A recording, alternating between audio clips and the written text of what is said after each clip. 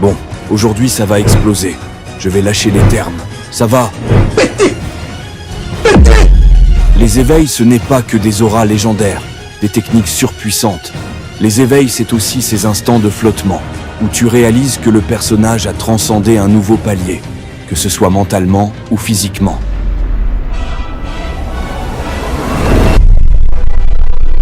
Le sel au nord, mon roi, je ne me lasserai jamais de parler de lui. Après la dérouillée qu'il a prise par Toji, il ne pouvait pas mourir aussi aisément. Alors que le sensei rentrait tranquillement chez lui après une journée au boulot, un fantôme se tient droit devant lui. Il n'en croit pas ses yeux. Pourtant c'est bien lui, l'homme qui l'a tué quelques heures plus tôt.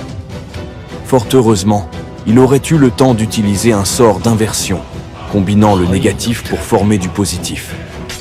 Mais il semble que les choses se soient passées totalement autrement. C'est un peu l'heure, des envies. Gojo est euphorique, venant charger. Notre ego est tel qu'il va esquiver facilement tous les coups, déjà derrière lui, utilisant sa technique rouge, envoyant Toji dans le décor. Puis, il lève la tête. Le monstre flotte dans les airs, les héros à terre. Toji analyse dès lors la situation et contre-attaque pour un second round. Il se met en garde. Bien, un sentiment étrange l'habite. Il le sent mauvais. Il décide d'y aller. Il va le pulvériser, envoyant son arme à toute berzingue sur Gojo. Une esquive, puis la seconde. Il y a un peu de la bouche. Et c'est là, ce moment de flottement, le piano, Gojo qui s'éveille totalement. Il n'en veut à personne. Il ne ressent que la beauté de ce monde. Un mélomane, un artiste, un poète. Sur terre comme sur ciel, seul moi mérite d'être vénère. Celui-là peut être vénéré. Alors il va l'utiliser, ce sort que personne ne connaît. Le temps se suspend. La collision entre deux infinis, l'équation imaginaire violée, venant à toute vitesse foudroyer Toji.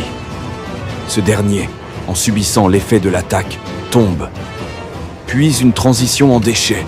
Il était tombé face au plus grand exorciste des décennies, du sang et encore des chicots. Toji rejoignant la grande liste des défunts aux côtés de Rengoku. Merci, Nanami, pour tout. Sans toi, le plus grand personnage de la décennie n'aurait jamais pu s'éveiller.